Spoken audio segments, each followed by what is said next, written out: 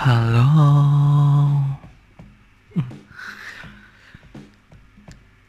Ya, ketemu lagi dengan video ini. Karena sebenarnya aku udah recording video ini sebelumnya, makanya beda ya tampilan thumbnailnya, beda warna bajunya bukan ini. Tapi karena ternyata setelah aku edit itu ternyata suaranya ketimpa sama background musik, kemudian video aslinya udah aku delete, jadinya mau nggak mau harus take ulang gitu ya. Jadi ya udah, gimana lagi, maka ya mungkin ini adalah versi ulangan ya. Aku juga nggak tahu juga kalau udah ngulang tuh rasanya udah kayak, ya nggak tahu nanti informasinya sama nggak sama yang sudah kemarin aku take gitu ya. Oke, seperti yang di video sebelumnya pernah aku bahas, yaitu tentang mitigasi membuat tas mitigasi, karena kita kan lagi-lagi kita hidup di daerah yang rentan dengan bencana.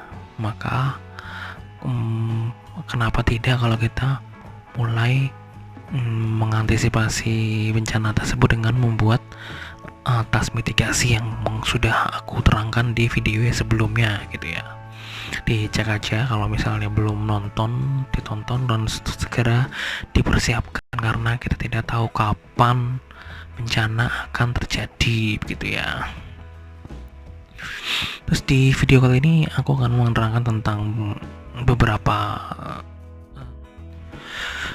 jadi ada 3 sesar yang ada di bawah Yogyakarta sebenarnya, tapi yang satu tuh masih, yang dua tuh masih masih dugaan gitu ya. Terus ya yang sudah pasti ada satu, yaitu sesar opak. Sesar opak tuh yang sesar yang menjalar dari bagian bawah Parangtritis ya, di dekat Parangtritis itu di jembatan Kretek gitu, menjalar sesuai arah aliran Sungai Opak itu sendiri sampai ke arah kiri ke Piungan, kemudian ke menerus sampai ke Prambanan dan Klaten gitu, di Kantiwarno dan Wedi. Nah, di situ memang sebuah zona yang berpotensi sekali jika misalnya nanti ada gempa bumi di darat di Jogja. Itu adalah fragmen yang paling rentan terhadap getaran gempa itu sendiri. Maka di daerah situ amplifikasinya tinggi, maksudnya kalau dengan kekuatan gempa yang kecil saja di situ bisa meningkat, jadi kayak terasanya lebih besar gitu. Karena dulu aku pernah KKN di tahun 2011 ya, atau 2010.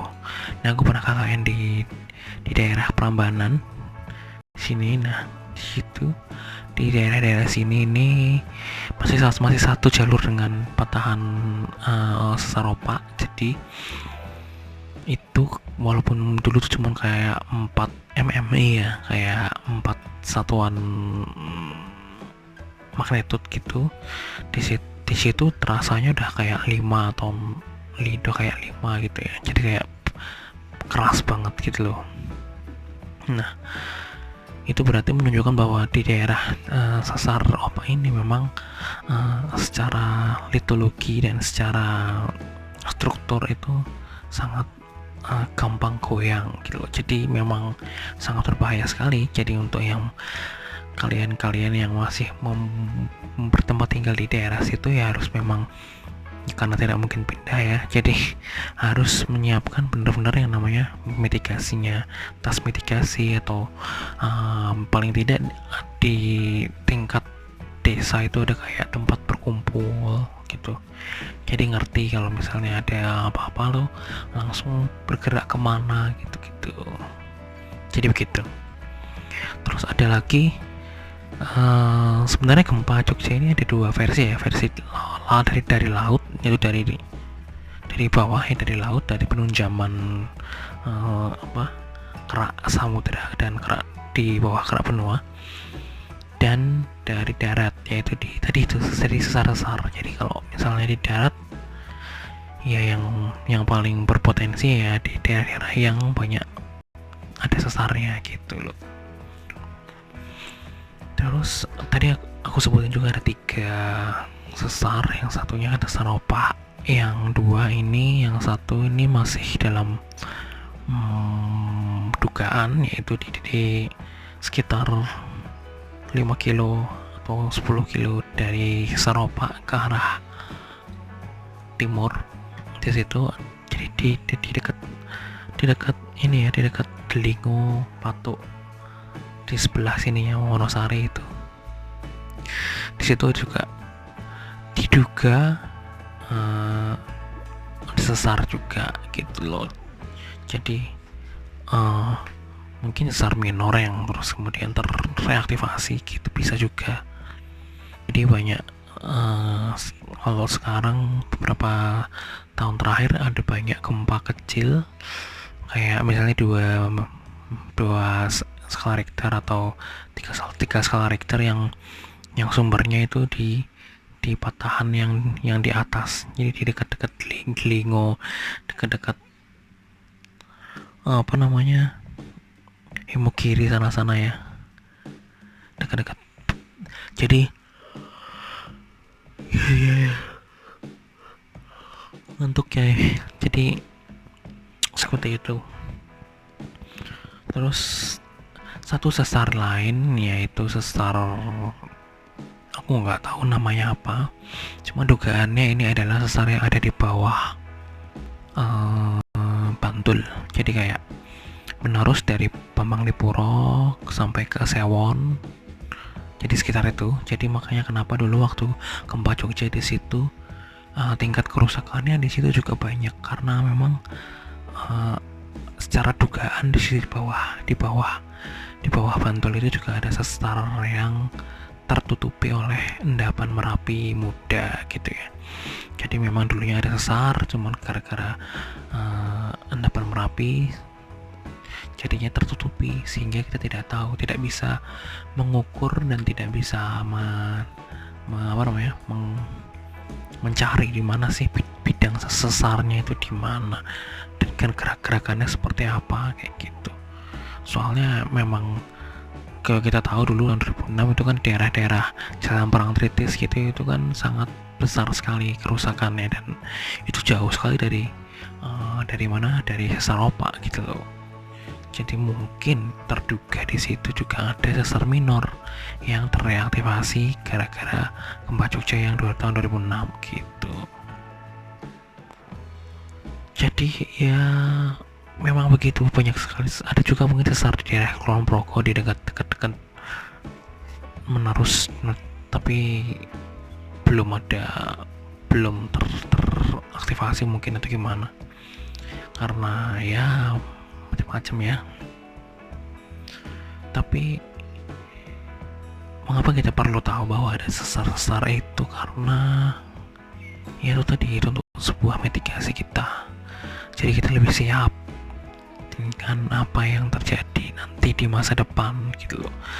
Kita tidak tahu kapan bakal terjadi gempa, maka buat kita yang tinggal di daerah situ, di daerah-daerah yang rentan dengan gempa, yaitu di dekat sesar opak atau di Bantul, Sewon dan sebagainya, itu kita harus benar-benar bersiap dengan segala macam mitigasi yang bisa kita lakukan gitu loh. Paling gampangnya dengan membuat tas mitigasi yang pernah aku terangkan di video sebelumnya begitu.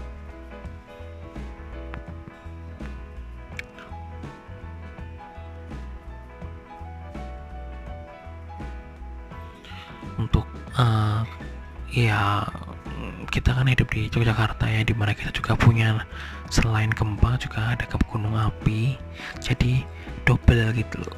Tingkat kewaspadaan kita terhadap bencana itu harusnya lebih baik lagi gitu. Jadi ya dengan video ini aku ingin ya menyadarkan kembali bahwa potensi gempa itu cukup tinggi, ditunjang dengan adanya seismic gap di bawah Jogja sendiri. Jadi seismic gap itu adalah zona-zona yang jarang menjadi pusat gempa gitu loh, karena di sepanjang pantai selatan Pulau Jawa itu beberapa seismic gap-nya cuman ada di Jogja dan Jawa Barat kalau nggak salah ya, beberapa bagian Jawa Barat. Makanya suatu saat kalau misalnya ada gempa besar di Jogja, ya itu bukan sebuah bukan hal yang mengagetkan, karena memang jarangnya ada gempa di selatan Jogja gitu. Tapi apapun itu ya tadi, semoga kita bisa melindungi semua keluarga kita dengan cara membuat segala mitigasi semampu kita dan sebagus mungkin gitu, karena kita nggak tahu kapan bakal terjadi. Oke. Mungkin itulah ya hal-hal yang berkaitan dengan sesar dan segala macam potensi gempa yang ada di Yogyakarta. Kalau misalnya salah ya mungkin ya diminta maaf, karena sudah lama saya tidak menjelaskan hal-hal yang berbau geologi seperti ini. Oke, terima kasih telah menonton video ini dan salam random.